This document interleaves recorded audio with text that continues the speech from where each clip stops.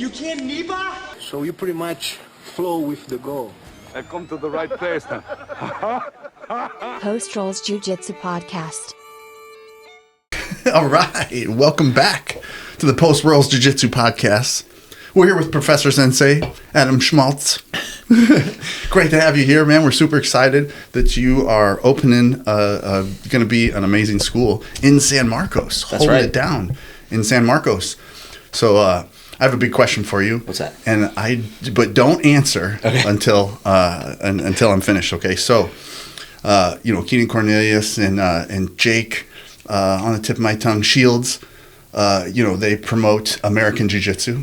And then there's also Brazilian Jiu-Jitsu. Mm-hmm.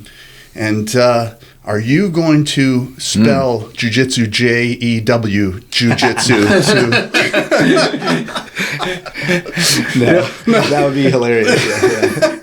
Yeah. You opened up our last podcast episode talking about how Sergio was half black. Right. Why you got to start with the race card every time? Well, I'm just trying to draw in the viewers that we're looking for, I guess. Hey, this gets pretty echoey if it's not like close to you. Okay. Yeah. And then you want to point it at you. All right. How's that? Sounds good. Okay. I think we should make that a theme. Just talk about everybody's race out of the gate, so there's no questions. But on that note, the gym that I'm going to open up is actually called Mission Grappling Club. Oh. And so there's no jiu-jitsu in the name, but it's going to be all through the lens of jiu-jitsu. But we're going to teach everything there: wrestling, judo, jiu-jitsu, all the grappling, no-gi, everything. Right? It's gonna happen there. So yeah, I did that on purpose because I think it's silly that everyone's going over these what are you going to call it things, and it's like, dude, to me it's jiu-jitsu. You could.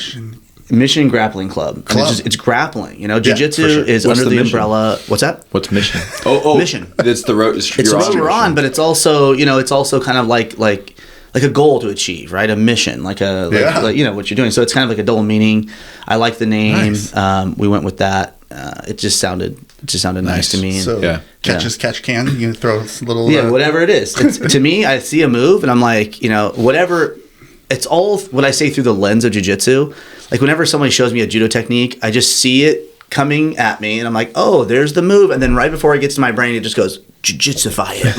And I'm like, okay, well, don't give your back. But that's a cool throw if you don't give your back, right? Or 100%. Hey, wrestlers, belly down, not great, but everything else, awesome, right? So it's like, I do filter it. And jiu-jitsu is the main sort of like delivery method that I'm going to teach, but I'm not going to, leave any grappling styles out. That's awesome. I mean, that's the original. It was kind of the original no rules sort of fighting system.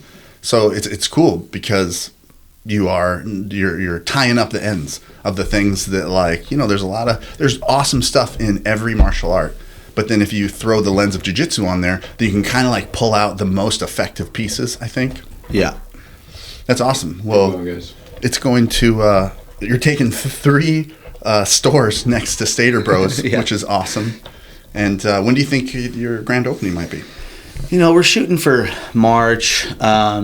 We still have to, we're prettying it up right now, putting the mats in probably. Okay. Yeah, so we're maybe first week. Yeah, it's just, I think, There with San Marcos, there's a couple of city processes that every business has to go through, and that's probably going to be the main deciding factor on when we can open legitimately is when we just get through everything. Yeah, you have to just classify your business, and do all that, and then it has to go through the city, and then come back and then say, okay, well, do you have ADA apply acceptable walkways and toilets and your exit signs and all that stuff. What you got Levels Boxing on the other side, and who runs Levels Boxing? Yeah, that's Rolly Meza. I worked with him for 5 years. That's awesome, incredible. So it's going to be a really cool area, and then there's the Anytime Fitness that's there as well. Yeah. So it's kind of a cool little shopping center now with jiu-jitsu and boxing and fitness all in the same. Dude, that dollar store is the go-to spot because I can hear the echo in my. And can he's in view too. Just so here, if you just do this. Oh, there you go. And then you don't have to lean, and then Okay. You can see that. Oh yeah, you look How's good. That? We're balling on the budget here, so we only got that on camera. You can lean back too. You're good. I can see you in the camera. Yeah. Yeah, it sounds better. That dollar store though, that's the go-to spot for batteries and drinks. They got I mean, they're probably expired, but man, they're still good. What do you call them? The bangs? They got those bangs in interesting flavors. My mom's all about that store too. So when she found out I was opening next to it, she was like, "Oh, the dollar store." I'm like, yeah. Respects to Mrs. Schmaltz.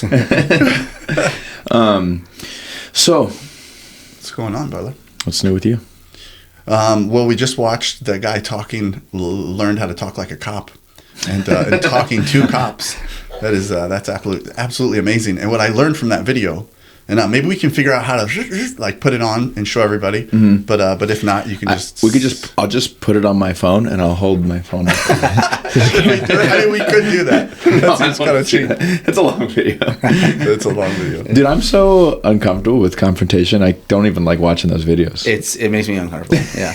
I can't even watch, like the old movies like American Pie or like the Ben Stiller movies like Meet the Parents. Yeah. I get nervous in the movies. I feel bad for them. Yeah. Like, me when, too. like in the movie when the cat flushes the toilet and it overflows and then he's trying to explain and nobody believes him. And you're like covering your own face. But like, we all know that he didn't do it. But nobody believes him that he did. I have to leave the room. My wife get pissed at me. She's like, dude, what are you I can't handle it. I don't even want to watch this. 'Cause I'm uncomfortable. I don't even want to do that. That's awesome. Yeah. That's good empathy. You You have good empathy for people. I feel it though. I feel that. I'll tell you what, that's like one of the biggest areas of growth that opening the gym has forced me to do. What? Is have difficult conversations with people. Because I used to always just kind of find let's just see if it works out. But now it's like, or there was no repercussion because it was just a personal thing. Like, I don't really care that much. But now it's like, if I got somebody in the gym that makes people uncomfortable or they smell bad or whatever, I got to have that conversation. And I hate it. What's the smell bad conversation? How do you start that?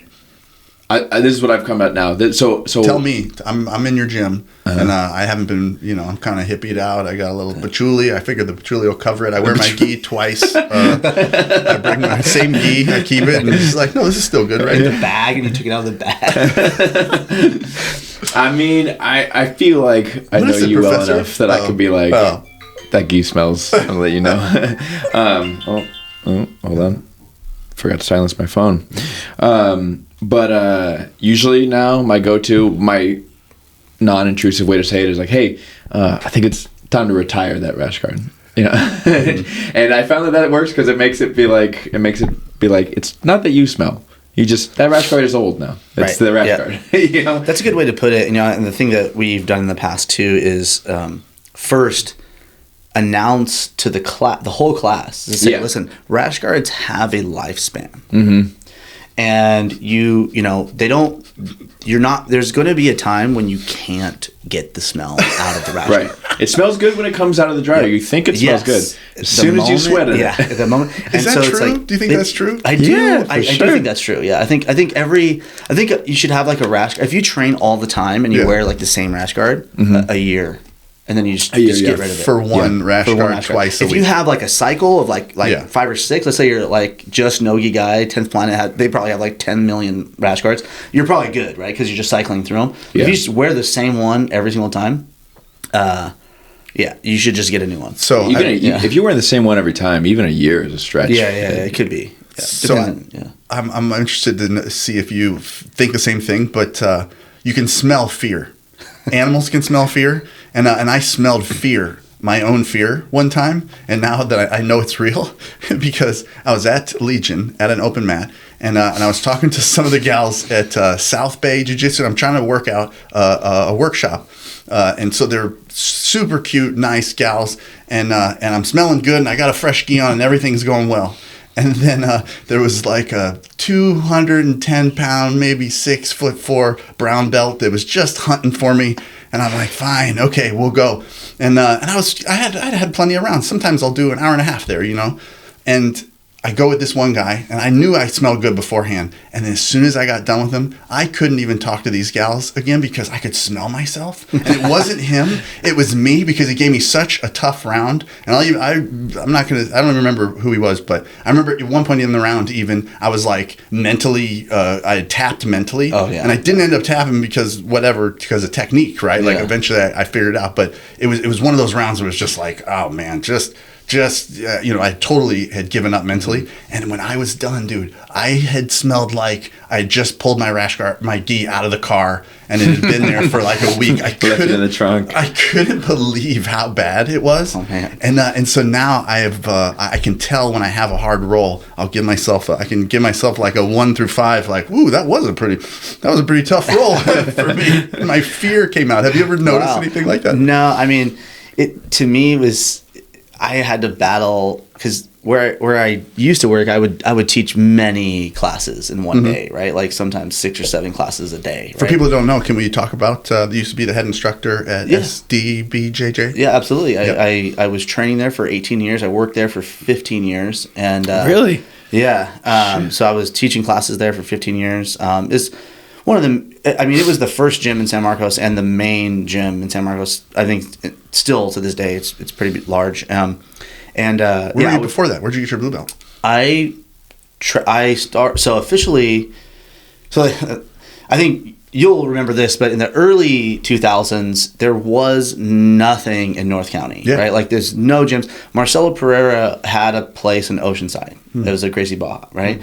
I was talking to that guy around 2002, 2003. Is it still the same Oceanside? I don't know. It was on Oceanside Boulevard back in the day. Oh, okay. You're like, I'm done buying your gis. I need to leave. Well, I didn't go. I never went to him. But how I got into jiu-jitsu in the first place is kind of funny. My friend's mom, we were in high school, and she went to a garage sale, and somebody, I don't know who it was. I want to know who it was. It'd be awesome if they like a famous guy. But they were having a garage sale, and they sold her the like Gracie in action tapes, like the VHS tapes from right? What? And so she got those along with like the UFC documentary tape, and there's like a bonus tape, and she brought it home to us, and we watched. My friend calls me up, and he goes, "Dude, you gotta understand." Because we would box each other, and we studied karate books and stuff like that. 100%. Yeah. How old are you? We're maybe, at this time, I was maybe like 16, 17 years old. How are you now? I'm 38. Okay. And so... Looking good, Professor. He calls me and goes, "Dude, there's this family of grapplers." And I was like, "What are you talking about?" And he's like, "Dude, it's called grappling." I'm like, "Okay, like what?" And he's like, "If they grab you at all, you're done. You can't beat them." And I was like, "Dude, there's no way. No way. Right? There's no way." And he's like, "Dude, I'm telling you right now, if they even touch your leg or grab you, you're done." And I'm like, "Dude, what?" And he's like, "You got to come up. You got to watch these tapes." My mom got him at a garage sale. So I go to his house. He lived right up the street from me. I just walked up. We watched these tapes, and I'm like, the first one was the documentary on Hoist Gracie, right? It was the UFC 1 documentary they made, right? Wow, yeah. And so we watched that, and I was like, "What the heck?" And then we watched this bonus tape that was all about the jiu-jitsu lifestyle and everything, and I was like, "What is going on?" And then there was instructional tapes of no way. Of Helio and all these guys, it's of showing armbar from mount, armbar from guard. I think I do still have these tapes. Somebody's mad because their mom gave those away, right? Yes. Yeah. Oh yeah. Somebody's mom sold those. Pissed. So I have them in a box somewhere. Yeah. Because he let me, because they were his, but then I started training. He didn't, so he was like, "Oh yeah, you should probably have these." But we would flip my trampoline upside down, and that was our mat. And we would Why'd you have to flip it upside down? Well, because if you flip it upside down, then it's just on the ground. It's not bouncy, bounce right? off of it. It's just laying down. But it's not any padding either. It just sounds like it's a mat burn. It's on grass, right? Oh, okay. So we would just make that our mat. Yeah, whatever. And we would practice the moves that we saw on the tapes, right? Yeah. So as a jiu-jitsu player now, you look at them and they're kind of hokey, But for back then, it was like, dude, I'll never forget the moment when I realized what an armbar did. And I was like, "No, you're gonna break someone's arm for sure. Yeah, this is no way, right?" So I remember having my friend's little sister. I was like, "Come here, let me practice on you." She's like, "Okay," and I'm like, armbar from guard, and then if your uke is a little they're not experienced, they're just gonna flop over, right? Yeah. So she flopped down, and I was in almost a top armbar situation at the end of it, and I was like, dude, there's so much. So Leverage. I was sold at that moment. That's awesome. And What a great story. We would spend some time doing all that, right? So that's how I got into it. Throughout a couple more years after that, it was just me and my buddies watching these tapes and trying to then we'd watch UFC and all that stuff. There was a couple guys that we were would go to their house, and this one guy was having a mat. So it was like very garagey, you know what I mean? Like awesome. back in the day. Yeah. But then when Paolo, the owner of SCBJJ at the time, he opened in San Marcos, I was like, dude, that's right down the street from where I live. I'm in. So 2005 he opened, and I was like, I'm joining the club. And that's when you like really start to learn jiu-jitsu, right? When you're you got to be in the club. 2005. Yeah. So that was like how I got started there. So That's awesome. I was a white belt because I don't know how much you're going to learn from the tapes, with your buddies in the backyard. For sure. But Gracie in action, though. Yeah. Shout out to the Gracies. Right. Hori and Gracie, friend of the podcast. Dude. No, not yet, but maybe. Some guy sitting on his couch watching UFC, eating pizza. Oh, it just could have been me. Mom sold my DVDs.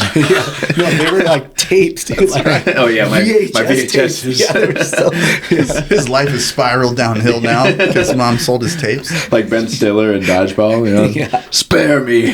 I won that tournament. Watching UFC. Right. That's what we used to do, man. We would rent the UFC tapes, and we didn't have any instructionals. We would just do Tekken moves. We'd rent the UFC tapes, and then we'd go out back and then just do Tekken moves, and until someone got kicked in the nads, and then you went back inside and kept drinking. My first MMA fight, like a smoker in Kentucky, I think. How much experience did you have? 0. No training at all. Wait, what? Yeah. What are no you talking about? My first fight, still on YouTube. Yeah. It's not on my record serious? because it was like it was a smoker. It wasn't like a sanctioned fight. We got to back up a little bit. Why you were just like, I think I can do this? So I did karate, but like very washed down karate. Like, we do point sparring once every 2 months. Like, man. like real Powerful karate. Yeah. family karate. Right. Exactly. Yeah. And then I was talking to a guy that was cutting my hair, and he was like, well, my cousin, he's putting on cage fights. Like MMA was not an unknown. He's like, yeah, he's putting on cage fights. And I was like, this sounds fucking awesome. I want to do that. And then that fell through, but I had it in my head. So I went Googling, found this guy that's putting on fights in a barn in Kentucky, and didn't train at all. I watched the Hulk with that has Hicks and Gracie in it, and he shows like that backwards double leg. You know what I'm talking about?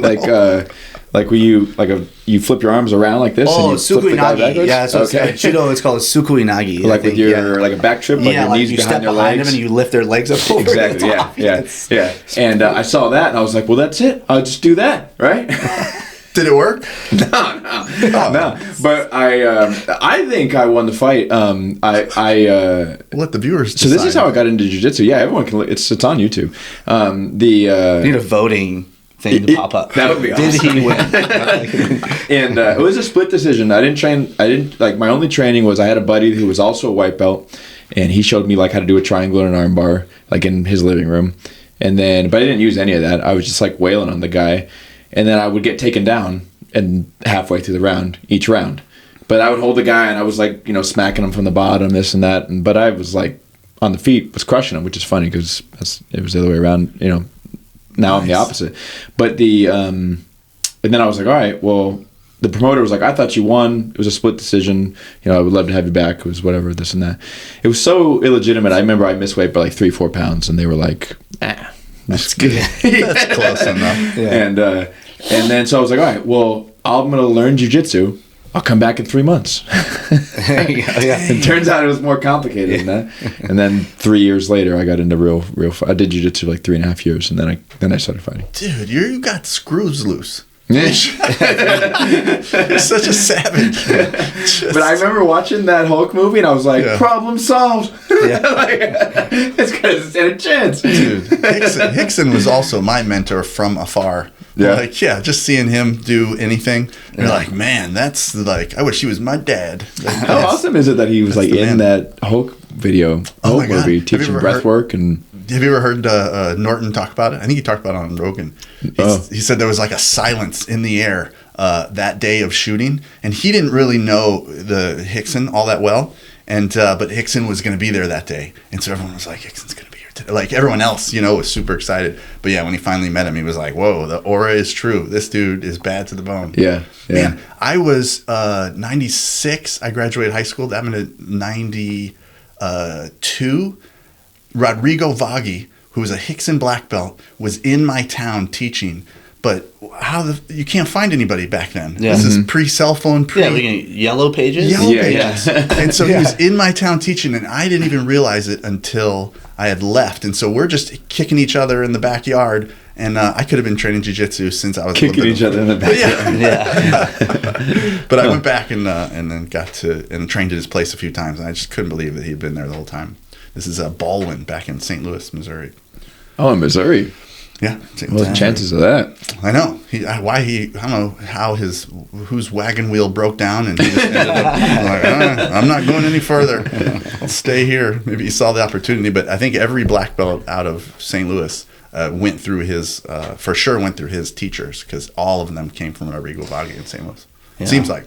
And there's something about posting up in the Midwest too, because there's a lot of there's a theory in it's a business theory that I was reading about, but it's like it started when I think it was one of the steel mills was deciding where to open up, and they're like, well, Pennsylvania, they have all the people workers, and they're like, it's not about where it's at, it's about the people that you're going to hire, right? Who is the hardest workers in America? Farmers. Okay. We're going to open up in a farm town. And we're going to hire all those farmers that it's in their blood. We rise at dawn, we work all day, we work hard, and that is their mantra, right? That is what they live by. So they start opening up these steel mills in these towns where, like everyone from there, your odds of getting a good hard worker are very, very good. So I would assume that it would be the same for any sort of thing that requires hard work. You go there, you're going to get somebody who doesn't shy away from putting the axe to the grindstone, so to speak. And then corn-fed country boys. Right? That's why wrestling's so good there, because it's so hard, but those guys are like, hey, we do it. That's just what we do, right? I learned today why we condemn hillbillies. How about this? Who says we condemn hillbillies? We kind of do. We make fun of them. They're kind of retarded. They kind of like rape people in the woods and stuff. Hillbillies. There's a trope. Deliverance. Yeah. Yeah, there's a trope. Yeah, they're like dumb and stuff. But it's because I'm from Norco, dude. Speak for yourself.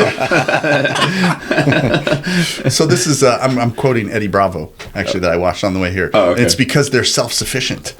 So society, the man, is trying to condemn hillbillies, self-sufficient people, because they don't depend on it. That's anybody. right. They need their dependence. That's right. I thought that was a great theory. Shout out to Eddie Bravo, friend of the podcast. Man of many theories. Yeah. Well, that was a good one though. I like that one. Yeah. So I feel like, to your point. Oh, were you gonna add? Sorry. You're a hillbilly town. You're coming from a hillbilly town. Oh yeah. Oh, all right. So if you drive to Vegas from here, you will eventually see a sign that says Horsetown, USA. Okay. And that's where I'm from. Nice. Well, really? Yeah. And the main attraction of the town is that sign. So when you were getting your haircut, and the guy was like, "There's this bar where they're just fighting in a cage," were you just like, "That sounds pretty good. Yeah, I like that." I spit out my dip.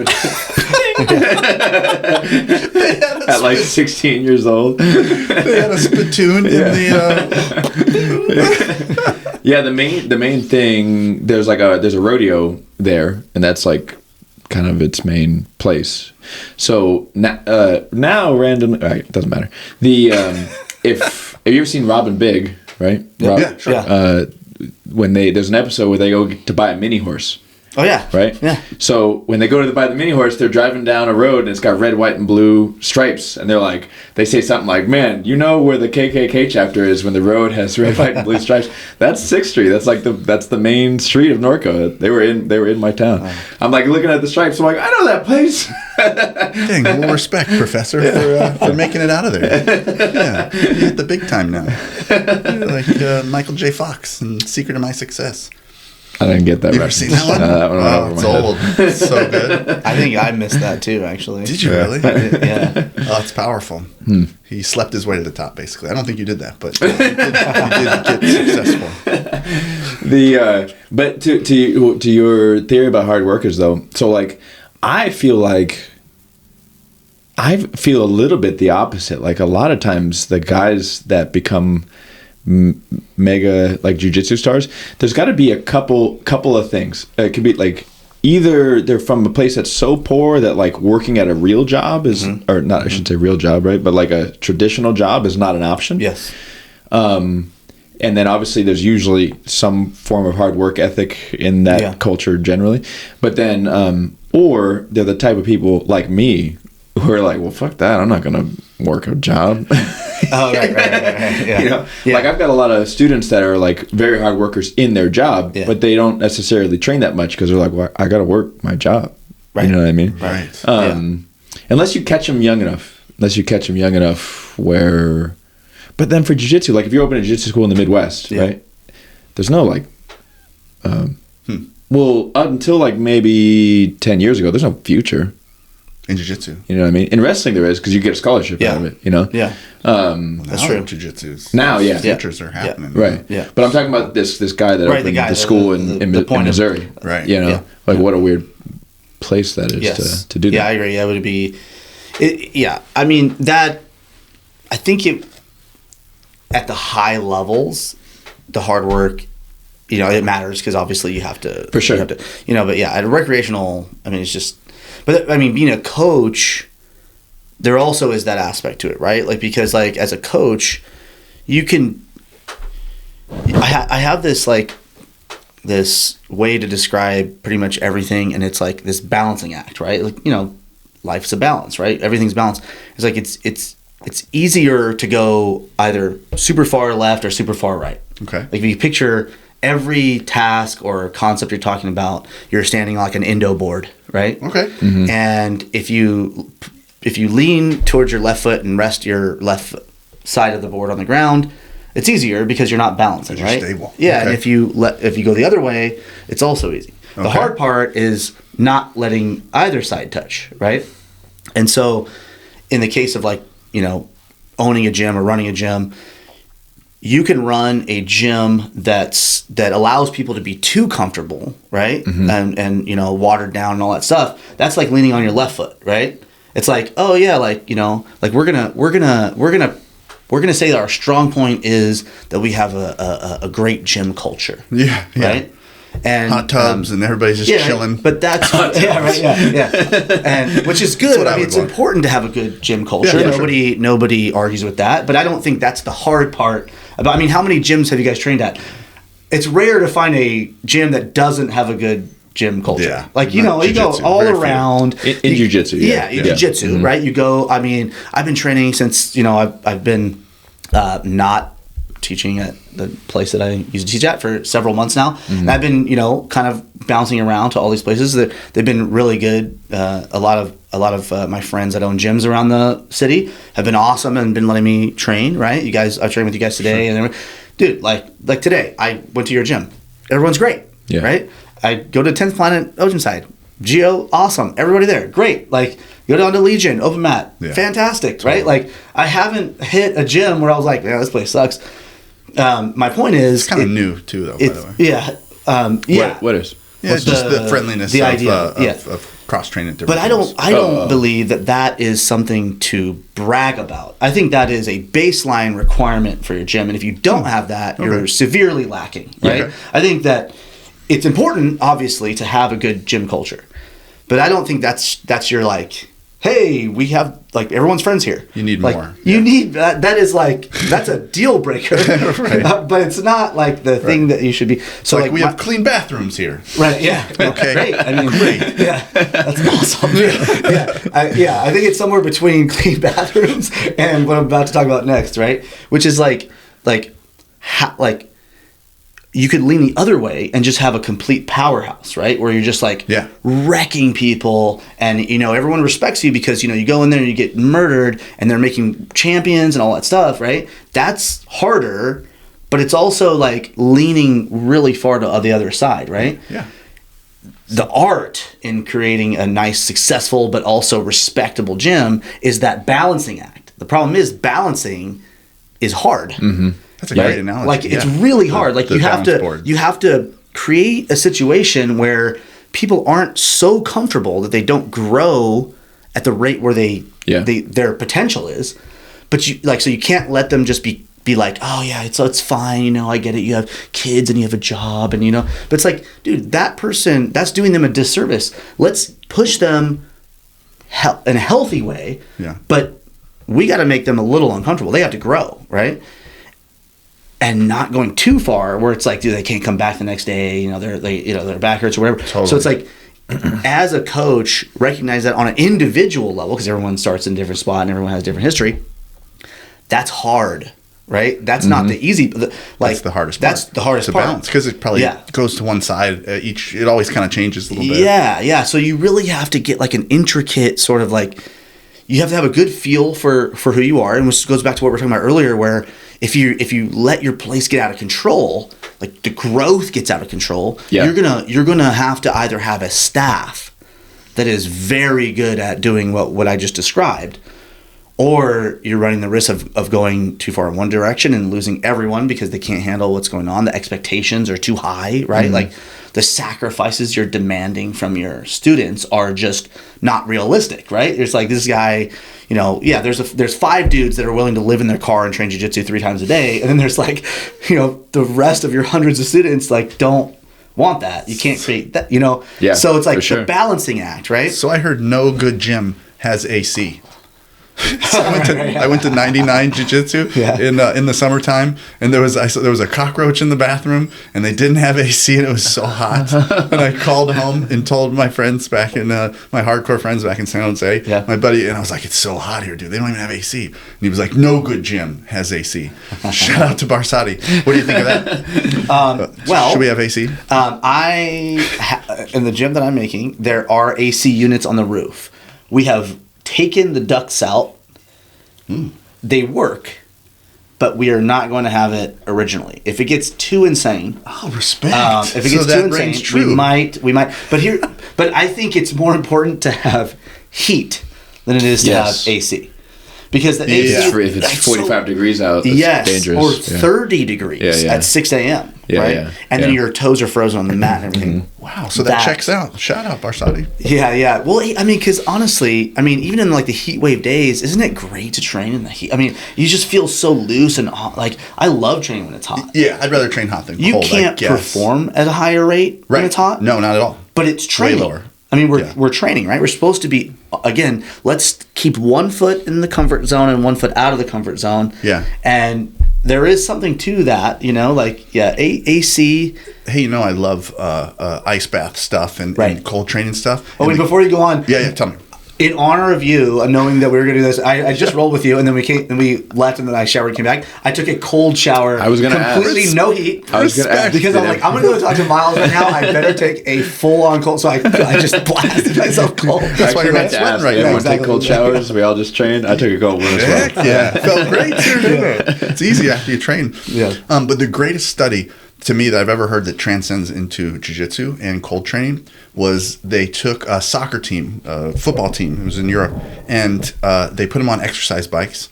They simulated a halftime of 15 minutes and then put them on exercise bikes again. So they had 45 minutes and 45 minutes of continuous output, and they measured the output.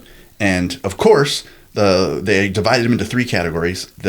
A group that just sat on the sidelines and chilled out for 15 minutes, a group that did a 2-minute ice bath, and a group that ingested ice slurries. And so the group that didn't do anything, that just kind of rested, their output was lower, of course, during the second portion of the output measuring. The group that did an ice bath, a 2-minute ice bath, their output was identical to the first. And then the group that did the ice slurries, it was almost the same as an ice bath. And I know your question is, what's an ice slurry? Wait, hold on. It sounded like you just said. It sounded like you just said. Yeah. All 3 of them did the same. No. The first one, their output was lower. Yeah. Okay. Output they did not perform as well. The ice bath group did better. The ice bath group, their output was the same before and after. I think you mean it was the same as the first group. Their output, their second interval output was the same as Yeah. their first interval. The first group Okay. did worse than their first one. Like the Right. control But group basically they did were worse. tired, Yeah. right? Yeah. And so you felt this too in jiu-jitsu when it's super hot. Man, you get tired super fast. But then to counteract that, if you ingest like your water super cold or whatever it is, man, that makes it seems to be. And then now they've proved this too with the cool mitt. Yeah. Which is super cool. Maybe we'll get a link for the cool mitt. We could probably reach out to them because they're quite expensive. It's about $1,200. It's a single mitt that you put on that does just the right temperature because your palms of your hands, your face, and the bottom of your feet have a layer of skin thinner so that they can get the blood back to your heart. You can change the temperature easier. And if you put on this one mitt, man, it changes the temperature of your heart, and you can perform better. These college students, there's these crazy findings that Huberman is posting, right? With he talks about the arterioles that are in your hands and in your face and your feet, and how they're different than the rest of the arterioles of your body, and it's meant for heat exchange, right? Yeah, and globulous tissue. Yeah, and he was saying that like the same kind of thing where it's like there's you can't get too cold or else they vasoconstrict and they won't push as much volume through. Right. So you can't just like hold a block of ice. Right, yeah, because it's they're just going to like the volume of blood passing is going to decrease because they'll constrict. So it's like 50 degrees or something like that, right? It's like close, like it's like they won't tell us the cool mitts keeping it under the wraps. But I have heard Huberman talk about like the data, and it does sound really. I'm like, dude, I need to see this because. The amount they're talking about dips, right? They're talking about dips and the amount of pull-ups. dips they could do. It's really hard for me to believe that. I know. So I gotta do it. I gotta see it. Right. I mean, if this is true, Right. this is huge. It's better than steroids. That's what I'm saying. It's like it's you're going to have the insane. biggest gains possible. Well, so the only test that I could have done was I was coaching a 14-year-old soccer team, and it was over summer, and it was super hot, and we didn't have any subs. And so we're playing the other guys, and I'm like, what can I do? How can I use this to my advantage? So I went to Costco and got the organic popsicles that you squeeze up, and I bought a case of them, and then I put them in the cooler, iced them down after they're already frozen, and when it was halftime, I just opened up the cooler and literally like dumped them on the grass. I'm like, let's go. And they were like, their eyes got all big. Oh my God. I'm like, everybody get two. And so they're all standing there holding them. And then we walk around and snip them all off. And so every quarter they would get 2 popsicles, and a little bit had to do with the sugar. But I told the parents like what I was doing and stuff. And they're like, that's crazy. And I was trying to tell them how cool it was. But no joke, these kids in the heat of summer had, we competed very well with the rest of the teams without subs, and they had a bunch of subs and stuff. And so, we weren't nailing the temperatures or anything like that. But the point is, man, cooling off your heart. Fatigue seems to be your heart overheating, period, almost, Yeah. So that's pretty cool that hopefully we'll see it in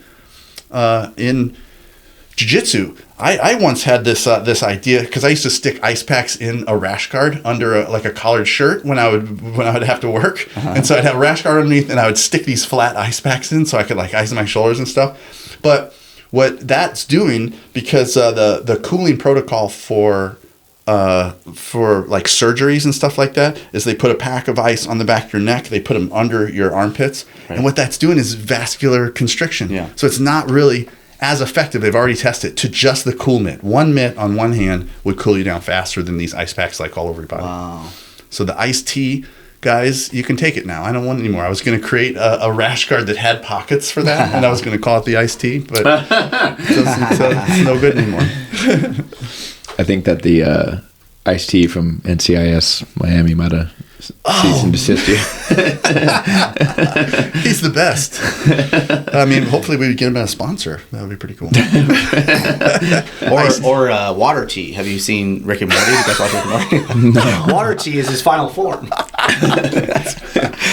So someone told me once that, I don't know if this is true. Someone told me once that iced tea came out with an energy drink, and it was called Liquid Ice. Really? Which is, that doesn't surprise me. Yeah. That will do anything. Like, is this a water bottle or? That's funny. Have you ever heard of the bit about him being in NCIS? What is that? It's like the Special Victims Crime Unit, right? It's like the worst. He's in the worst ever. And the surprise that he would have when he'd hear about what people were doing. He was like, "You mean to tell me this guy likes to touch girls?" Like, yeah, Ice-T, how long have you been working? This is what we do here. Who was that? Who was the comedian that bit? I don't remember. Mahoney. Mahoney? Mahoney? Patrick Mahomes? It's on the tip of my tongue. No. I feel like Mahoney is like the bad guy from what's his last name? The Dark Knight from Batman Begins. Is it? That's all I can think of. That guy with the mask? The mask guy that poisons people? No, the very first one, like the gangster before it gets crazy. It's on the tip of my tongue. Sorry. Here's what I want to ask you about for kids. We might now go down a path where everyone's going to stop listening, all four of them. Sorry, guys. I'll try to interject with some inappropriate humor if that's possible. But I want to talk about... Oh, well, never mind. One thing at a time. Okay. Talk about the games and kind of eco-learning and stuff with games. I have a few kids that train with me now that used to train at STBJJ. Yep. And they all are solid. Like, they're very good, you know? And what we found real quickly when we opened, because I had never been a part of a kids program. Right? So I never knew what was normal. Mm-hmm. So I when 2.5 years ago when we opened, I just taught a shorter adults class.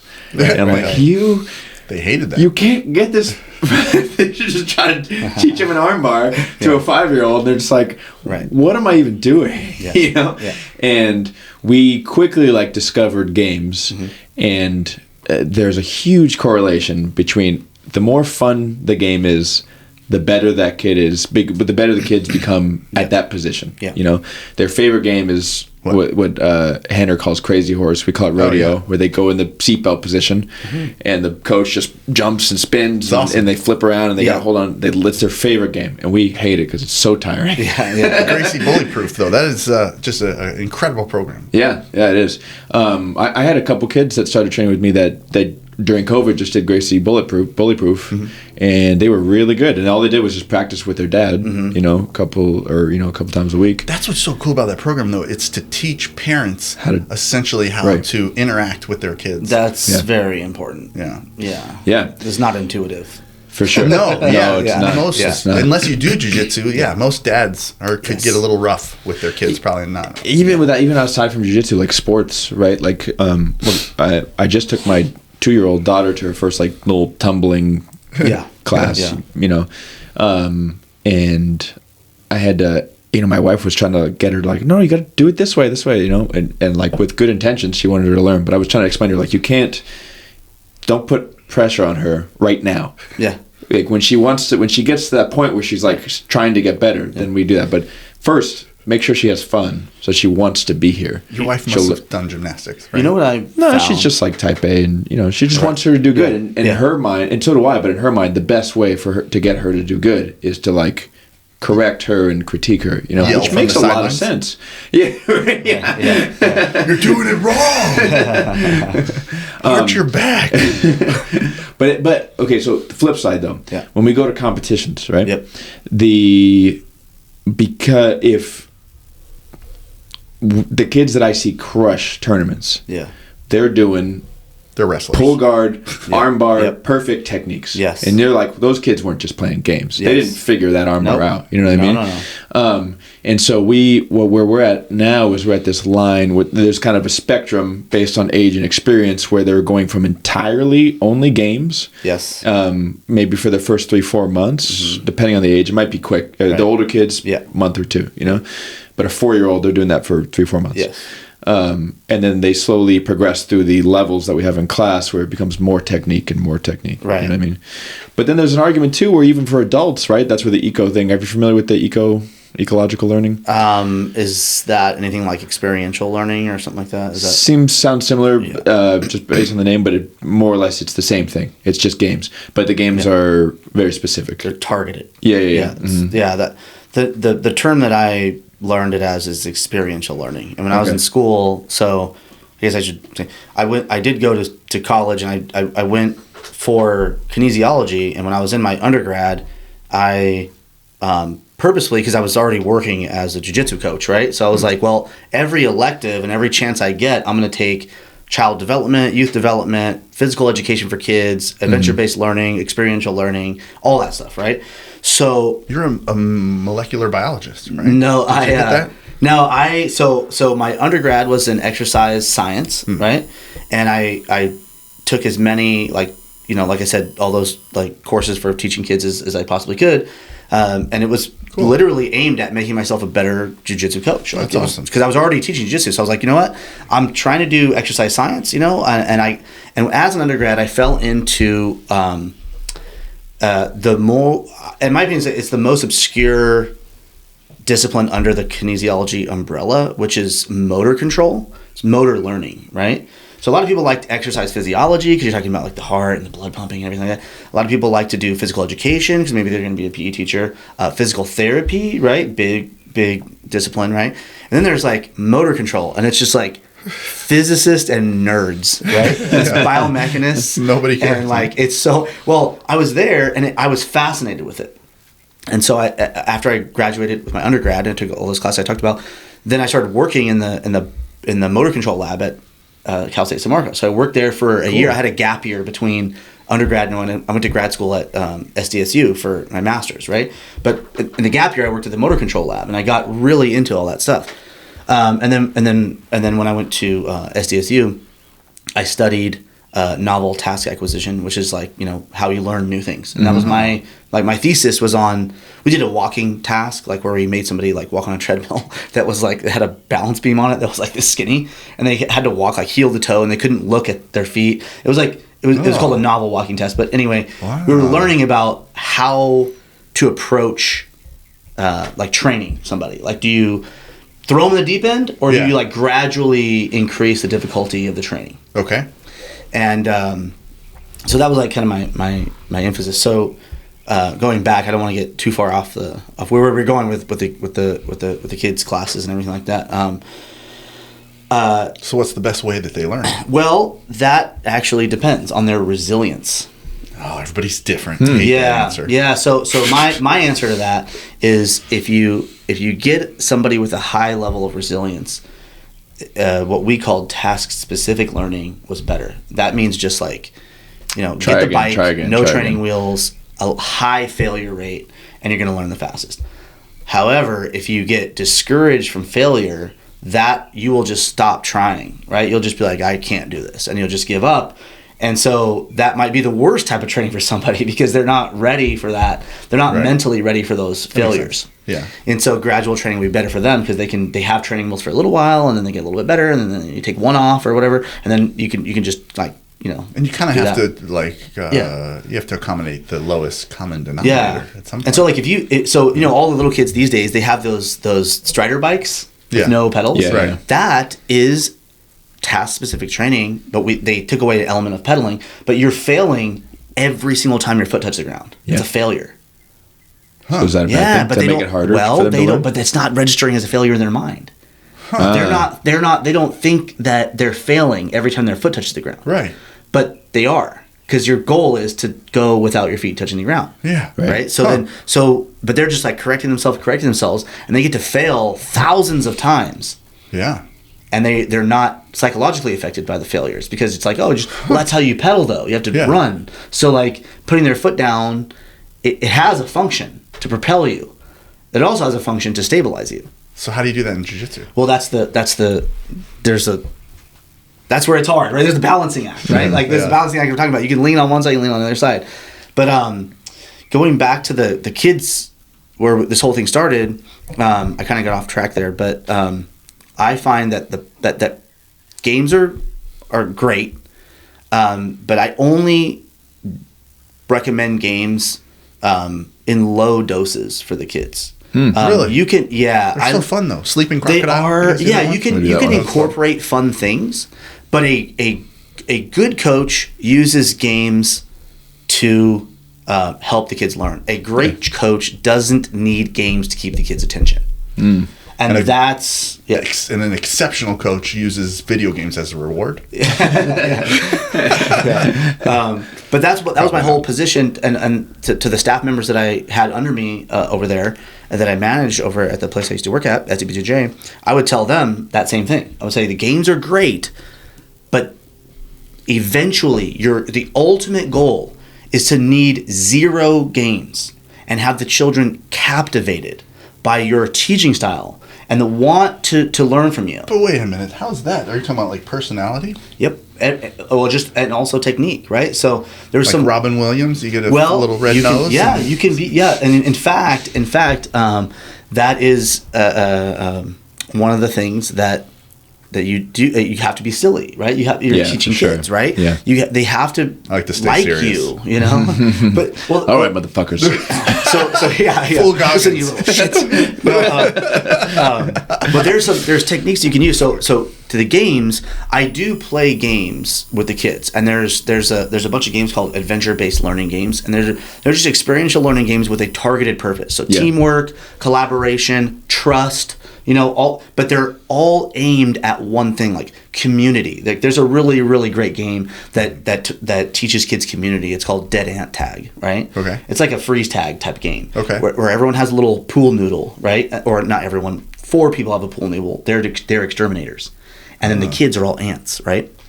And the exterminators tag the ants, and if the ants get tagged, they have to fall down on their backs, and they can't get up unless the other ants choose to move them to the hospitals, right? There's little hospitals. Wow. Oh, that's It's cool. elaborate. But it's not mandatory. You don't have to help another ant if they're down. You don't even tell them they have to. You just say, if you want to, you can, whatever. And then you let them do the game. It's by far it's the kid's favorite game. It's the best game. But if all the ants get exterminated, then the exterminators win. Yeah, but that never happens. Because Really? you want to make it to where there's a lot of ants and a little bit of exterminators. And the game goes through progression so that if you see that it's a little unfair, you'll like skew it in favor of where it never happens that all the ants get tagged. How does the game end? The game doesn't end. So in fact, kids will run around. So they started replacing, we're going to run the mile today, kids. Right? Yeah. They started replacing that with this game in some schools because they will run nonstop for 30 straight minutes. Yeah. Wow. And they will never stop. They'll never stop. And they're helping their friends out. They're getting some And they're helping them out. deadlifts. So at the end Big of these Peter. lessons, right, you're supposed to debrief these kids. You're supposed to circle them up and say, okay, well, let's rate the game 1 out of 10. You can say whatever you want. You can say it was the worst game you ever played. You can say it was the best game. You can say it was kind of cool, whatever. You can do it in several different ways. You can give them dice and they can show the numbers, or you can do thumbs up, thumbs down, and all the way up is great, all the way down is Roman bad. style. Yeah, exactly. But then you'll ask a question who here helped an ant? Everyone will raise their hand, and you'll say, well, that's interesting. Did you have to help them? And everyone kind of yeah, wait, no, right? And you go, okay, well, raise your hand and tell me why you might have helped an ant. There's several different answers, right? There's a selfish answer because in the game, if you're dragging an ant to a hospital, you can't get tagged. Oh, come on. Right? I don't like that rule. I was So- thinking I could lay a hurting on Right. some Yeah. other kids with Right. a pool noodle. But yeah, dragging so some you kid can- off the Trying to mat. raise some heroes around Yeah. here. But in the long run, and then you can say, oh, but That's I just, awesome. That's a there's good rule. empathy, Now I right? get it. Yeah. There's empathy. There's Yeah. I just felt bad for them. They're out of the game. I gotta save them back, right? There's another selfish rule where it's well, the more ants running around, the less likely I'm gonna get tagged because I can blend into the group, Ooh, that's right? deep thinking. And 8 and up, they'll come up with these deep thoughts like that, right? That's awesome. Under 8, sometimes some kids are sharp, right? Some kids are just I have green Gatorade today. It's not even close. So but Big Peter's still stuck there in the middle. But that. So the purpose of that game, right? I'm getting towards the purpose thing.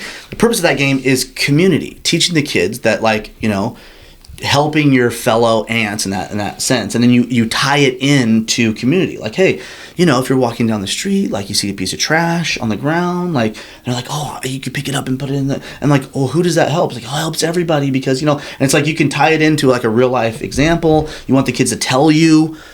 Who can think of an example that's awesome. not, jiu-jitsu related or not in the gym that helps out with the community? And the kids come up with their answer, oh, when I'm at home, I can pick up the laundry for my mom or something. They'll say something, right, that shows that they understand it and they've transferred that knowledge to something else, like that's your main goal. I'm at Stater Bros and I dragged the hobo outside so people could get the it was in the way. But yeah, that's so games should be purposeful, right? But there's a cool jiu-jitsu game that we call that I call the foot game, but it involves 3 people, right? Okay. And let's say you have your gi on and I have my gi on, right? And we make our grips together. So collar and sleeve, and we're tied together. We're on the same team. And then Nick's against us, right? But you have like a little something like a capture the flag thing stuck in the back of your belt. Okay. And it's our job. You're going to use me as a shield, basically, to block him from getting whatever it is that you have in your belt out of your belt, right? Yeah. Like you can stick something in the back of the belt of the kid, right? Make sure the belt's tight and you stick it in. So now he's going to use me, and I'm going to be like his partner with you. Right, so now we're going to be kind of blocking. That's a good judo game, huh? Yeah, it's a good judo game because now you can learn how to move and pull and everything like that. Really You're trying to get the thing, right? Yeah. Kids love this game, and what it also teaches. What do you call this game? The foot game? Well, that's because we used to have these little feet that we stuck behind them, but it's whatever game, right? Like you could put anything in there. Yeah. But what it really teaches you later, so like the older kids, like teenagers, I go, okay, now we're on the same team and we get grips. And now I'm trying to move you towards it, and you're not. So now you're fighting against me. And then I go, and now.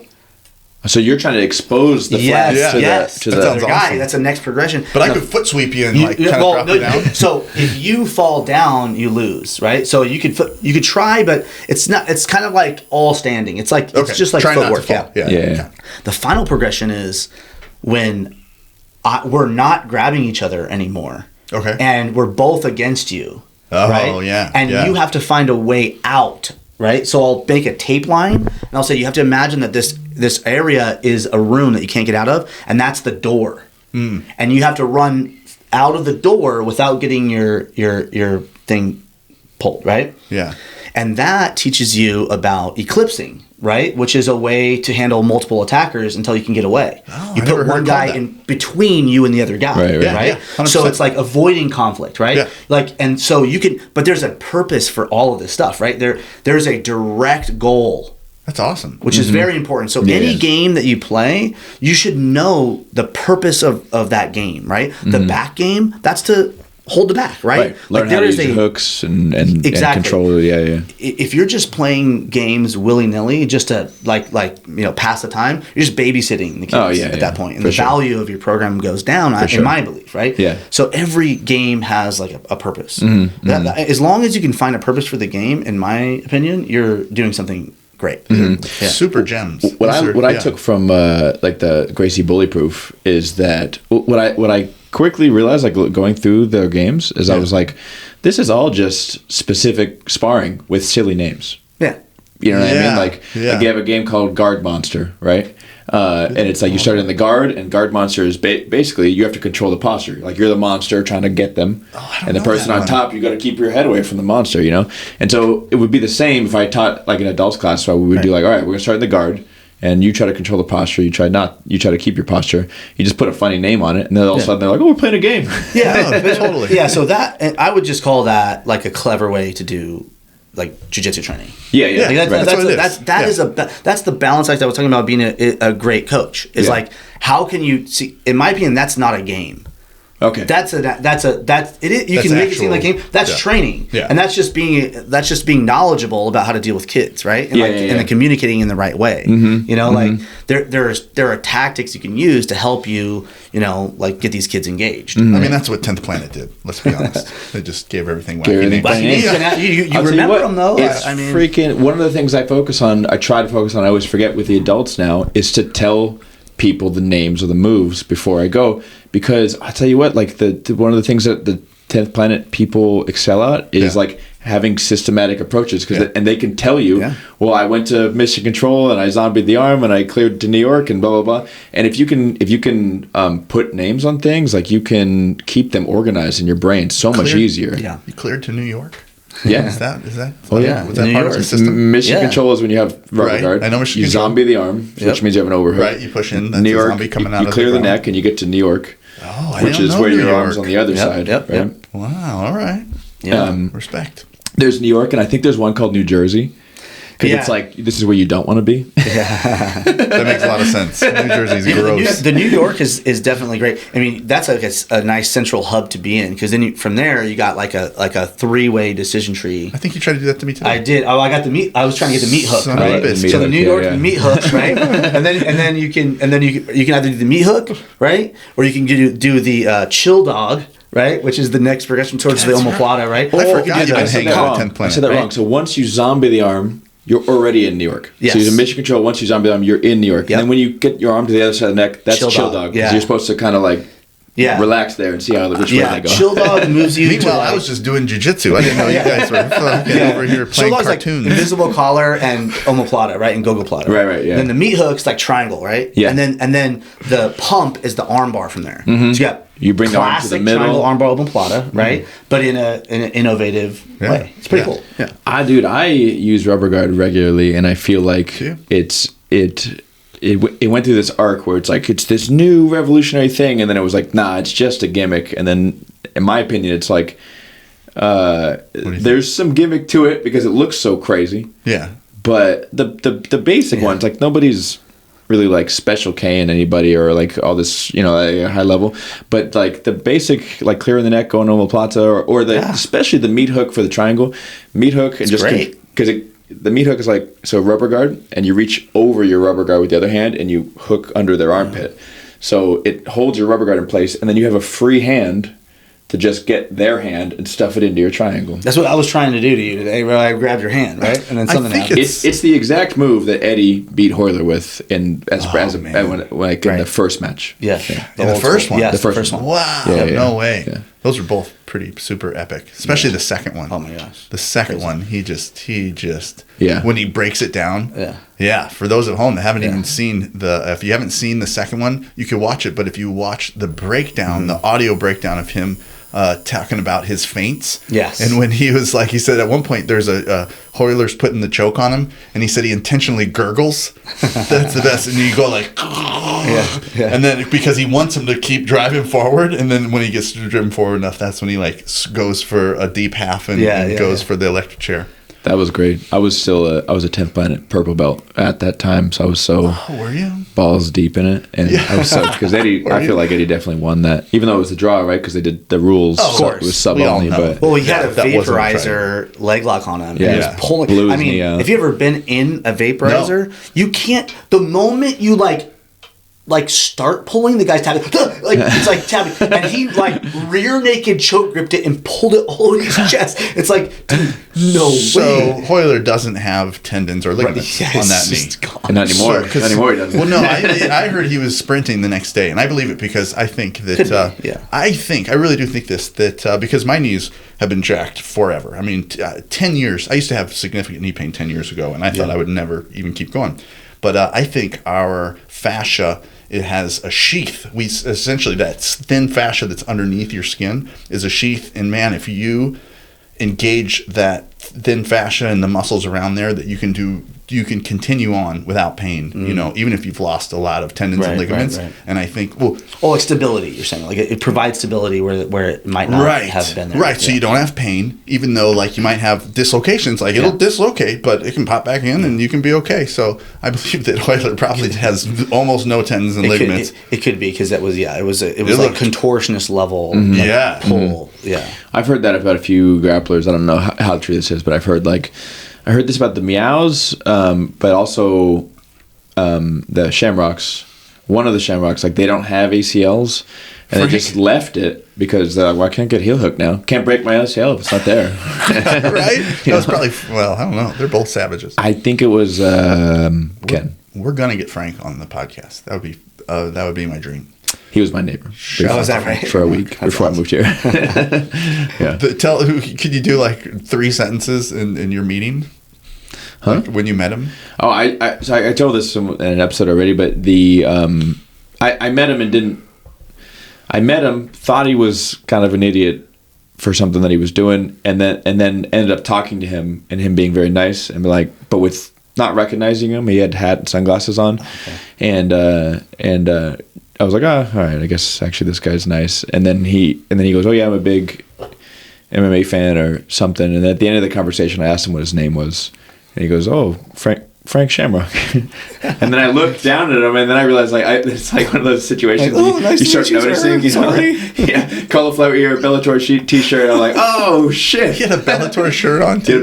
You're so consumed with your own MMA I'm just record. thinking about myself, dude. I just wanted to make sure he knew I was the man. I had an MMA shirt on of some. I think I had my friend Jim's shirt on. Affliction or and something. so I had I had Ed Hardy jeans on. Nice. Lots of foil, I hope. Was like embroidered foil. For sure. I had my friend's Jim shirt on. He goes, "Oh, you do MMA? I love MMA." And I was just like, "Yeah, I was actually kind of a big deal." You haven't seen my Instagram handle. It has my weight. So talking about the kids, we're going into adults. That was awesome. That was really insightful. It was, I love both of those games. For sure. Yeah, I mean, I could go for so long, but I try. No, keep it you short. guys are gonna have to govern me because I will talk 4 days. No, we're not about going to though. We're not going to. We're gonna we'll do a full Rogan one day. We call it full Rogan. It's 3 Rogan. hours. I will go full Rogan. Yeah. They say never go full Rogan. Yeah. That is what they say, I think. But sometimes you have to. Yeah. Get some whiskey involved. Yeah. What was I going to say? About never go full Rogan. Yeah. That's a shirt right now. They never go full Rogan. We've yet to do it. We've tried. I think that's the first post roll shirt. Yeah. Never go full Rogan because we don't go 3 hours. We never. Our last episode that we just put out was our longest one. It was an hour 40. So it was like a third round. I listened to about 30 minutes of it because I wanted to hear the dynamic. Thank you. That was you. I saw that. I saw that. Somebody watched and liked it, but I liked it through the link, so it wasn't my account that liked it. So I could actually like it again, probably. Yeah, no, nice.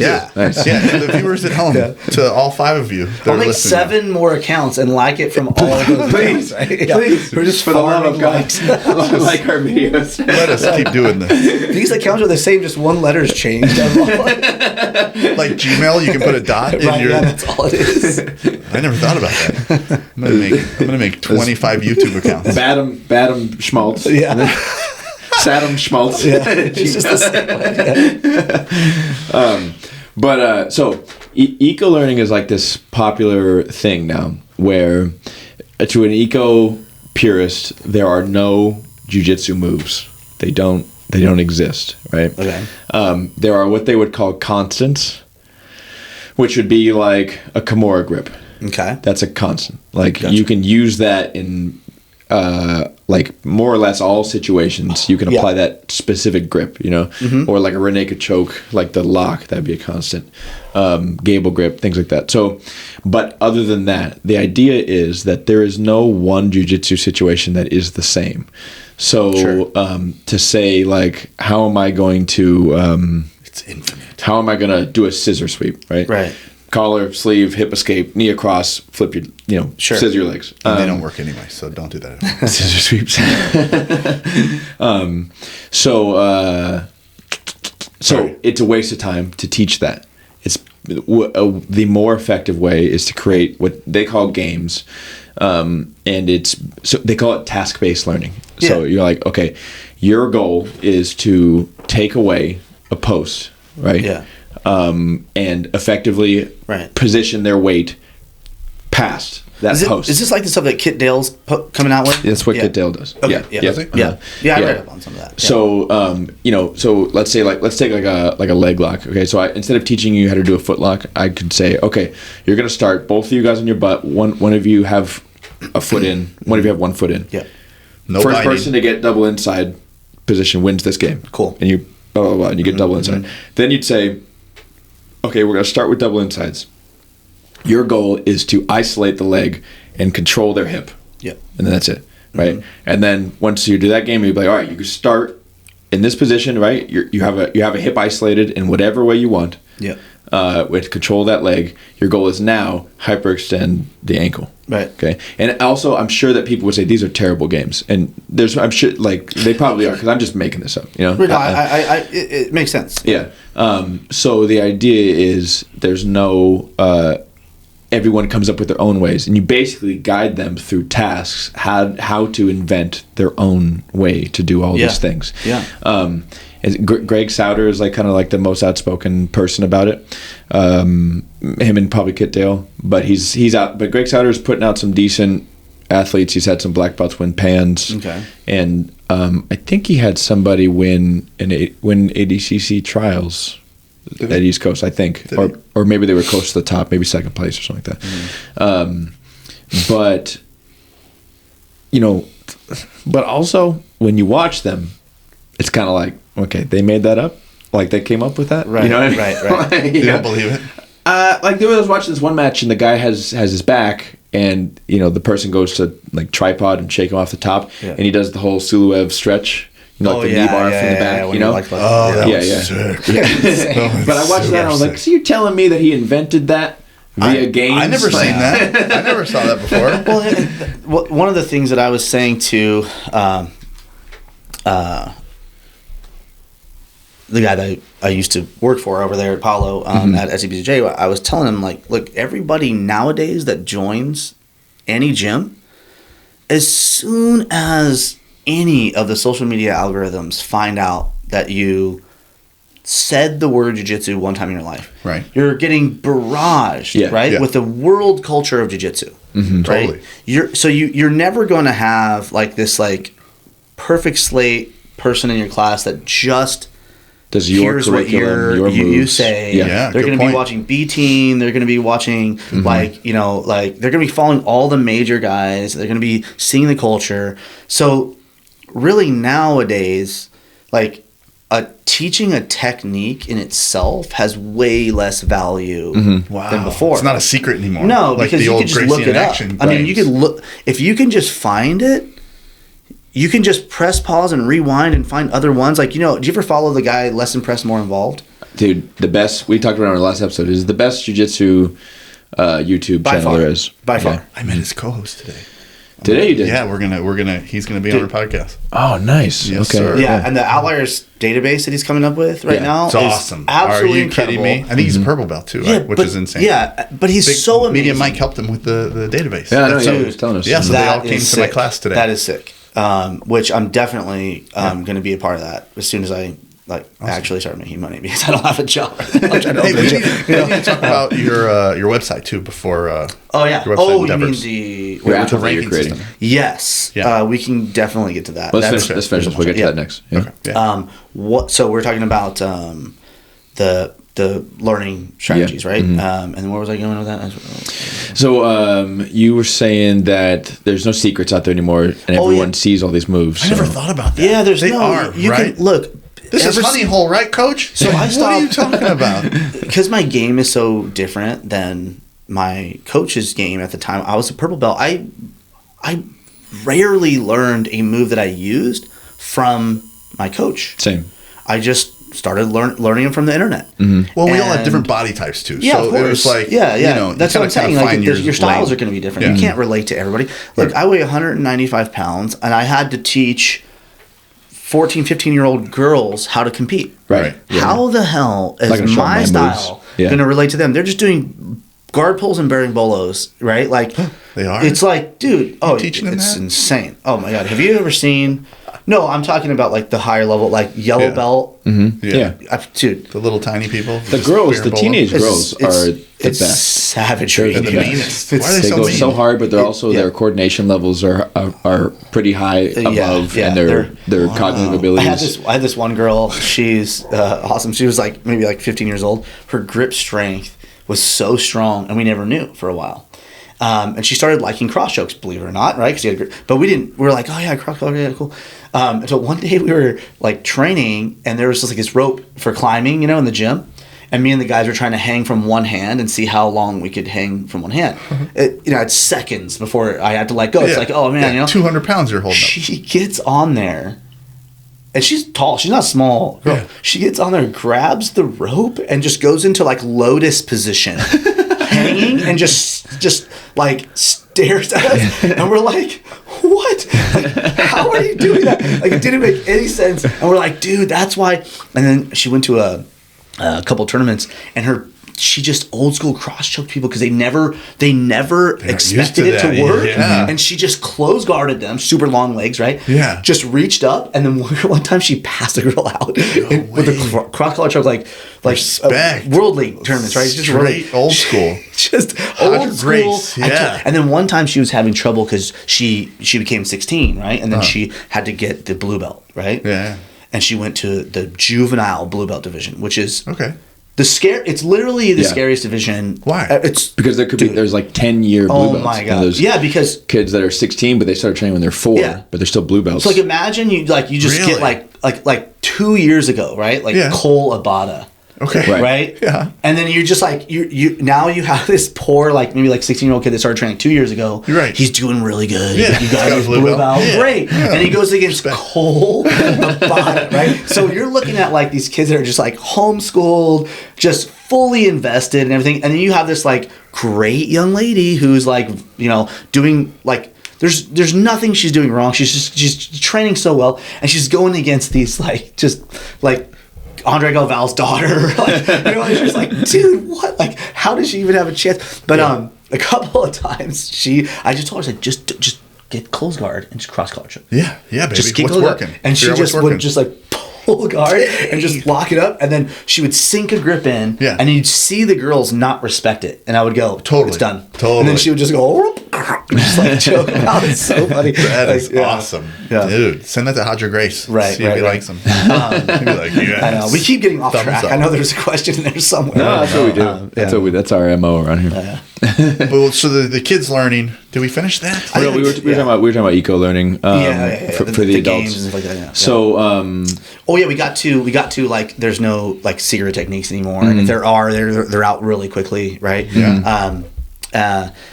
My point about the like how you're going to train, right? I think beginners, intermediate. Do you guys know what Bloom's taxonomy is? That's something that you should become familiar with. It's very useful. It's a hierarchy of learning, right? So it goes something like this. The baseline, when you can do it with everything. There's a great YouTube video out there if you guys want to look it up. It's about lemons. And it just teaches you about lemons in various different like degrees of how deep you can go. Okay. And it's like first one's like it's yellow and it grows on a tree, Yeah. right? But then like when you're up the top, you're talking like the molecular structure and the citric, like and all this. So it's like the first thing you do is when you learn. This is actually a good segue into the app thing because this is what started the whole thing. Okay, cool. So I was learning about Bloom's taxonomy when I was in school about learning and everything like that, and I was Wow. like, okay, well, All right. But it's Good, I'm like glad we're putting it together. Yeah. So like memorization, right? Like, yeah, you see monkey do. That's the bottom layer of learning where you're just kind of Okay. like copying somebody and you don't really understand it. The second layer is understanding, right? Mm-hmm. And that's where you can start to get a little bit more like, oh, I see, like the arm bar, right? Like you're hyperextending the elbow, but I now I can sort of maybe like apply it in a different area, right? Yeah. Like this is arm bar, and I can go over here, and I get now how it works. Mm-hmm. The next layer is application, and that's sort of like where those games are like trying to take people, where you're like applying it in real time. Because that's a difficult thing to do. Like, theoretically, I know what to do, but when somebody's freaking like smashing me, Yeah. I can't do it. So that's And they just learned that move too. and both so of you I guys. sort of equate these to the belt ranks, right? So Okay. a white belt is just memorizing Learning how to things. copy. They just learn how to copy, right? An early blue belt, they're understanding stuff. And a late stage blue belt, they're now applying in real time. Match pace is what I call it, right? Like they're doing the things that they're good at. And then, sort of like the next level would be, like a purple belt level would be like a analysis. That's the next tier of the thing. Where now you're doing like cost benefit stuff, right? You're doing like, you're choosing between good and better, Yeah. right? Yeah. You're yeah. choosing You can between adjust. bad and worse. It's Yeah.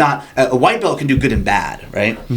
But in and all these things are at match pace, right? So Oh, sparring, that's huge. right? Yeah, yeah. So because theoretically everyone's a world champion, right? But like when you're training, What? No, I don't. Yeah. What are you talking about? Yeah. No, you I was like, hey, oh yeah, Threw me I can on that. watch, the world championships right now and be like, oh dude, I would have just like you oh, can yeah. push the leg Yeah, away. you I can was watch like, Worlds and be like, this is what he's doing. right, yeah, Yeah. you can say it, and I have a lot of you can say answers. it, but like in theory, right? Yeah. And then the next level of analysis, right? Okay. Then you get to like synthesis, creation, and evaluation, right? Those are like the top tier, right? Improvisation. Yeah, those type of things, right? Creativity, like if you think about like a musician, the highest level is composition, right? You're creating something on your own. It's novel, right? But that again, I always lose my place, but that hierarchy of learning. So that's a black belt.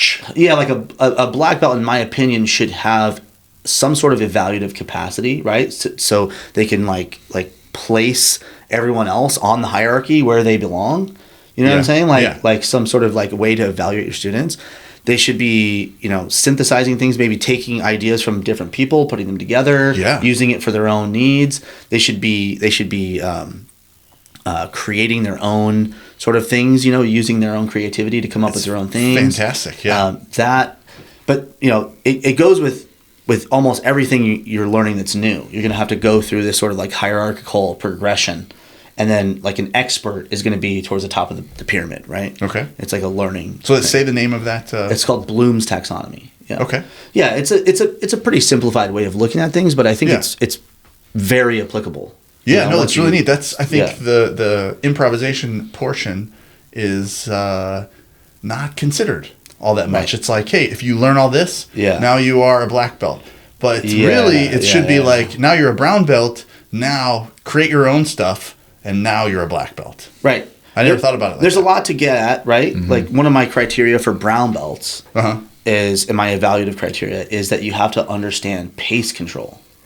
Right. Okay. Now you don't always win that manipulation, right? Sometimes you're on the receiving end of being more tired than the other guy. Yeah. But you have to note that that's what they're doing to you, and you have to understand, like efficiency and what you're doing, like with all the stuff that Gordon Ryan was coming out with, like J point camping and stuff like that, where his purpose is to tire you out in that position where past your guard. You're trying to lean on your guard for long enough that you're like, oh. He wants to put you in the red line mode, right? He wants to put you in the mode where you have to scramble, and he's holding that carrot right in front of your head, and you're like, oh, you're chasing it so fast, and you're gassing out in the process. Yeah. So learning about that and how to apply it and how to deal with that. So that's brown belt for you. For me, that's like a brown belt understanding of jiu-jitsu. And remember, this is globally, right? Because you can have like a blue belt could have a brown belt darce. Right, because that's just their move, right? Yeah, yeah. Like, if you envision like a Lego board, and like a 2x2 square Lego, and it's white, and so you're a white belt and everything.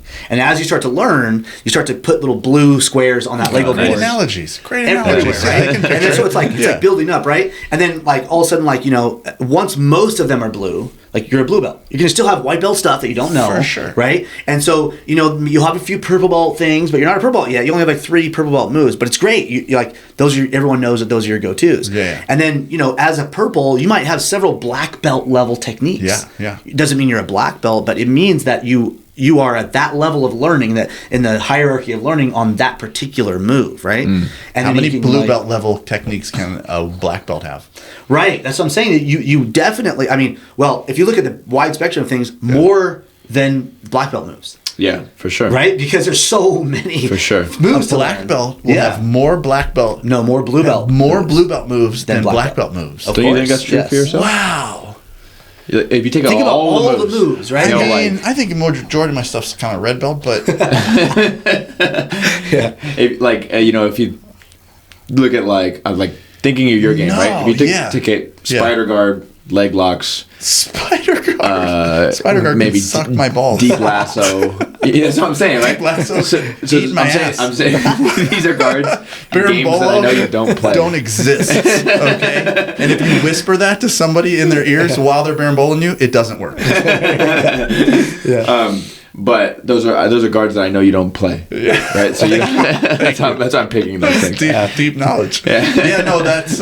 That's very enlightening. There's a ton of moves that I only know well enough to demonstrate them. Well, you're competent. So that that if because I try to not teach only my style. Of course. I try to teach everything that's out there so that people can be like, I like this, I like this, you know? Yeah. So there are certain things, Spider Guard's another one for me. Like I'm trash at Spider Guard, but I know just enough that I can show someone the move and then they can go and try and discover that on their own. And if it fits for them, it fits for them. You know? Right. So even though you're a black belt and a lot of the techniques that you do and love are black belt level, some of those might be blue or purple belt level, right? Yeah. And you can't few people can claim that most of the stuff they know is black belt level, right? Yeah, That's for sure. That's very rare I hate to see that. That kind of like chips away at my ego, but I think does. you're right. It does. Yeah, that's what I'm. Even yeah. Gordon, one of the things he says a lot is like the whole goal for at least for a competitor is to be pretty good at everything, but then just be really great at like a few things. Get your 10,000 kicks Right. in one, exactly. one move. One thing that I liked, I just saw John Danaher talking about this, is he was like, if you want to be a submission specialist, Okay. right? Yeah. What you need to do is not like work on finishing from the mount, right? And then finishing from side mount. It's just like you need to pick a submission and work on it everywhere. Yeah. Because the knowledge, like for an armbar that you learn from the guard, also applies to the mount, which also applies to side mount. So like all of the knowledge that you're gaining applies to all the other positions. Yeah. You know. Ah, yeah. And so like in Japanese his necktie. Yeah. Fuck y'all up with Japanese neckties. Man. Think about but the Japanese necktie is only applied from one position, right? So that wouldn't Doesn't quite work as well? So it doesn't fall into that. So You're right. his big His is five, very right? Would be specific. like rear naked chokes. Because that's just even though that's only one position, you can't throw that out. You know. Yeah, for sure. It's a lot of there's a lot of things that happen to rear naked choke. Yeah. Rear naked choke, arm bar, heel hook, front choke of some sort. Ooh, yeah, like right? front headlock. And then I'm forgetting something. Maybe it's Kimura. Knee bar. Kimura. Can you knee bar? Knee bar. No. Oh. You can knee bar, but those are like his big five. I think he's at like five, and there's another one that he like adds on there. But it's like those are moves that you just need to specialize in those because ROI. you can find them from the ROI. Yeah. You can find them from all positions, right? Wherever position you're in, you can find the back. Yeah. So if you're good at rear naked chokes, wherever you're at, you're just like, I know, I just got to get there. All I got to do is get behind him, and then I got this in the bag, you know? Yeah. Well, those are chiseled in stone then, because Danaher's God. It's hard to argue with. Yeah. So the less impressed, more involved, right? He did an analysis of the last ADCC. He did it for 66 kilos and 77 kilos. Yep. And so I looked at 77, and the highest, like far and away, the most captured submission was rear naked choke. Yep. Then I think heel hook was right under that, and then it was guillotine. And then after that, it went way down. It was like no arm bars. In the whole tournament, there was like 54 rear naked chokes and like 47 heel hooks, and then like 30 something guillotines. But then it went down to like 7 arm bars. Yeah. And I heard an Americana doesn't even exist in competition. No. Omoplata. He has a whole episode on why the omoplata doesn't come up a Oh, a in tournament. Yeah. He tells it like well I also have we have a buddy that's no, maybe you met him, Brandon. Brandon. He's in the group chat. He's in the black belt group chat. Oh yeah, I went to Carlsbad and trained with him. Oh right, yeah. So he's like an omoplata guy. Is he? Yeah. Oh, that's he his does. main thing. He does Throw me in But he usually uses a sweep, you know. So I put an Instagram video out, and I was like, omoplatas don't work. Here's why. And I just kind of I love it. Sent it his way. Did you text him? You tagged him in it? I just told him in person or something. Oh, you should have just tagged him in it. But as a submission, you're gonna have to ask Clark, argue with Clark Gracie, but it's He's really omoplated me 5 times in a 5-minute round. Yeah. It's Well, always there's no say more about arguing you that than it does about That stings a little bit, Professor. I leave my arms. After time 4, you didn't learn your lesson. You deserve time 5. I do leave my arms hanging a little bit. I was mesmerized by his good looks. majestic smile. His guard's like that hair. God, are all his teeth perfect? What was his case? For the less impressed, more involved? I'm terrible at remembering things. I think it was just like he was just basically saying like if you take all of the matches from gi and no gi, the amount of omoplata submissions are like very rare. Mm-hmm. And so with that data, it's like basically it all comes down to like the ROI, like we were saying, like for your time that you're spending on the mat. Okay. What are you going to get the most out of? Right. Like, how are you going to make those leaps in your game? Yeah. Right. That's what you want. Nobody wants to spend 10 years to get a black belt.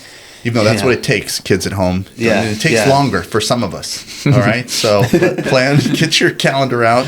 10 years from now, you started. That's all you got. But You're you know not what? BJ Penn. Like these days, I don't feel like it does. Because like the methodology of teaching is so much better now.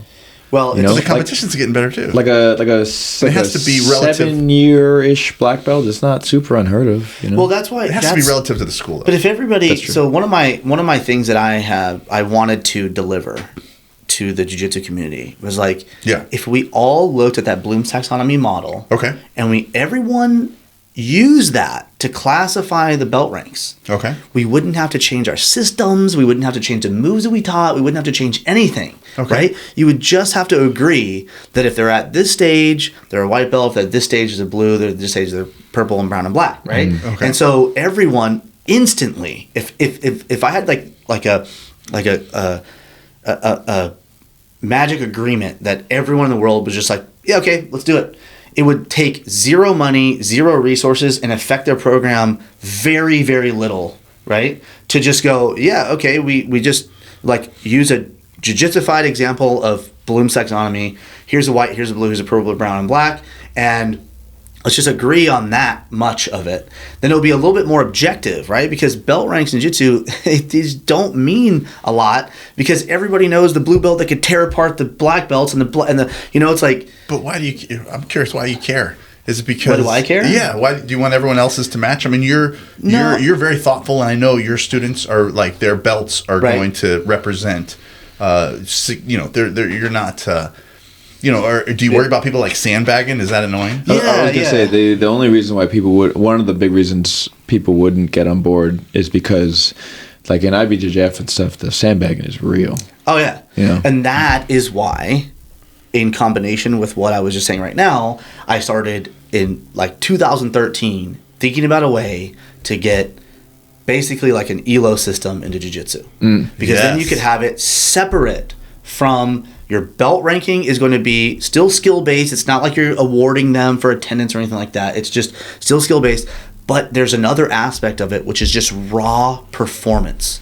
And everyone knows that those are not the same thing. Yeah. What you know and what you can do are not the same thing. They can be related, but they're not the same thing. So the ranking, according to your system, has nothing to do with belts? Nothing to do with belts. It has to do with performance and who you've beaten in the past. Just raw performance, right? And so just to clarify, and before you get into that, sandbagging really isn't a problem because unless you're winning at black belt, nobody gives a shit. Okay, so all of your excited about your. I disagree. It's a problem for us that take these poor people to tournaments that are legitimately deserve a blue belt, right, and then they just get annihilated by a black belt level blue belt. Also, like, but that if black you belt level blue belt can go suck it. Nobody cares that you just won that. Get a black belt and then do something exciting. Who does care? And take it off your Instagram that you won anything under black belt. But also it's like the parents care. There's a confidence thing there too,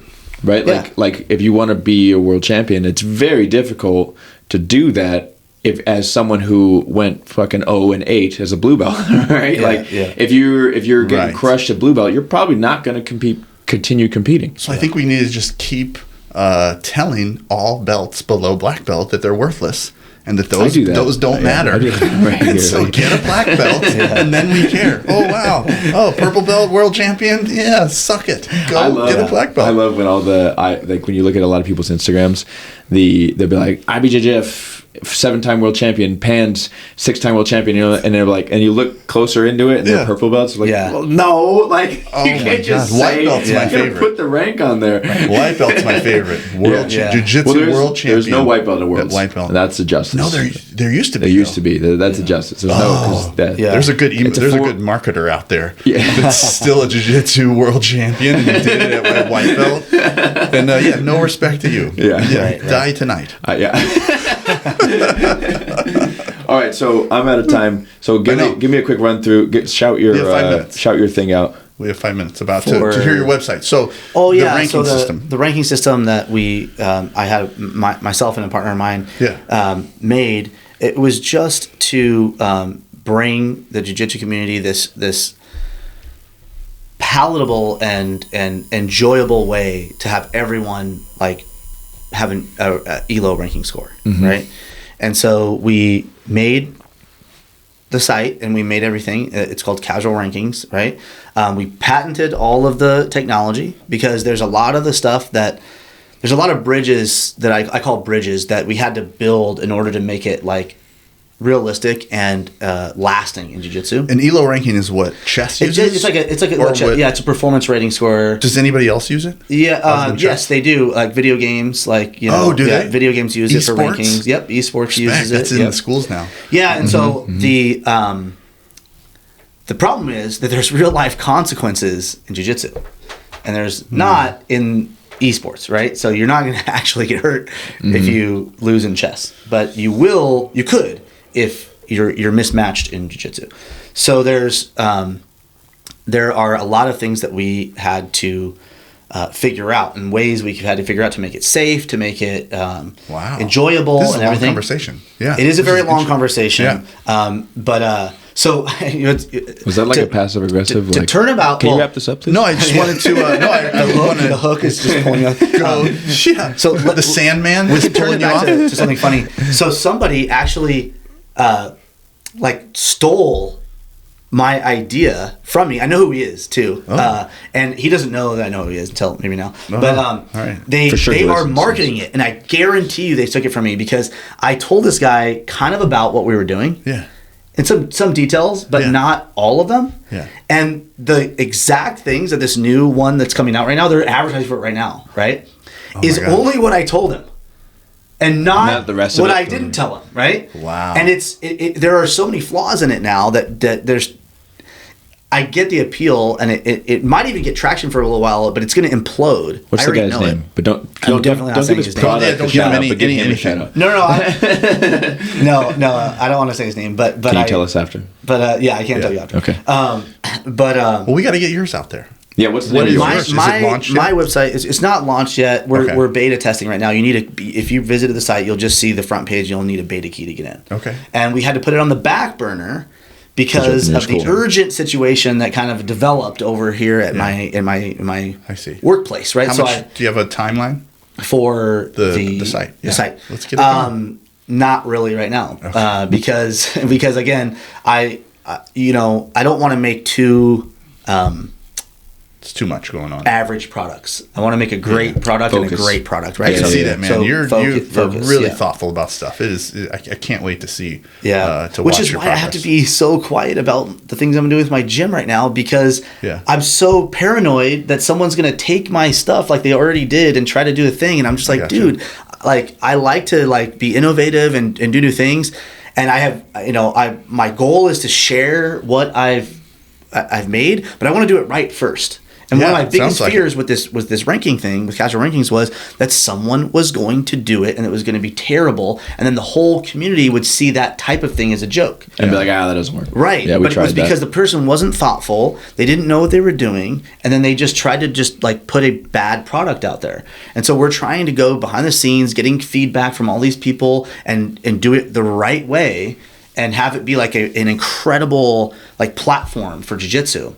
Well, if you get it to the right person and you give them the thoughtfulness and they understand what you're doing, I think that man, all you need is the God, baby Jesus, Danaher to say no, this is pretty good, right? You know, and then I can guarantee that if I got to sit down and have a conversation with him about it, he would be like, dude, this has to happen. Yeah, like, it just has to happen. Right, for sure. Yeah. All right. Well, I mean, you don't want to promote it yet, right? So, I mean, it's tough because no one's gonna be able to use it. Now. For sure. Yeah, for sure. It's gonna be a little bit. Yeah. All right. Would you say the name so that when people do see it, they're like, I've heard of that? Yeah, Casual Rankings is the casual Rankings, and there's a reason why we named it Casual Rankings because Tell us. our motto. All right, there's like a slogan, right? It says keep it casual, seriously. all right. And so it's just creating the vibe of, because what I wanted to do is create something in between rolling at the gym and going to a tournament. Yeah. The tournament is super high. Yeah. Like, your heart rate gets up. You're really nervous. There's a lot at stake. And rolling with your gym buddies it's fun, and you can get tired and everything, but you're not as accountable. Right. So let's just say like a tournament is at the top end and the rolling at the gym is down here. Yeah. I wanted to make something in the middle of that where you're accountable, your training matters, right? But it's not too high. You can't record your gym training on there though, can you? You can. Oh, but you can like set it up so that both of you agree. Yes. Whoa, that's super fun. Yeah. You could actually do betting matches or something. Like you could have some fun with that. Well, it is a little bet if you think about it, but it's not with money. It's with rating points. Mm-hmm. So Mission Grappling Club is the name of the academy. .com. Mission Grappling Club. Yep, we're gonna have a website. It's not live yet, but it will be live soon. Cool, right? We'll cool. have an Instagram We'll account look for it. called Mission Grappling Club. Yeah, for sure. And that's in San Marcos. It's in San Marcos. Yes, San Marcos. It's in the Stater Brothers Shopping Center. It'll be up, and hopefully, in the next month or so, we got to build the mats and everything. Yeah, for everything, yeah. huh? Well, that's awesome. Well, dude, you're the man. Thank you so much for being here, Yeah. dude. Are you Awesome. kidding me? Thanks. It's been Thank you, brother. fantastic. Appreciate it. So this is it, the Post Rolls podcast. We rolled today. We did, yeah. and we got to, and that gives doesn't it feel like it just feels good that we got together and you get that vibe going and you get that adrenaline boost after you roll, and you wanna chat. I don't know how many times that I've done like a nighttime class, and I'm just sitting on my deep freezer in the garage, and I'm just like I'm still buzzing from the awesome time I had, and it's the best to chat afterwards. So Yeah, nice. thank you guys if you tuned in this far. One of you who's editing this, whoever that is, going to be editing it. And It's me. Yeah. Thank you, Nick, for watching to the end. So we're on YouTube, Spotify, soon to be Apple Podcasts as well. Post Rolls Jiu Jitsu podcast. We should be better at asking this in the beginning, but leave us a review on Spotify. Subscribe on YouTube. It's super helpful. In the future, we'll do that in the beginning. Nobody's here now. We're talking into the dark. That's what we got to do. We have eight subscribers on YouTube.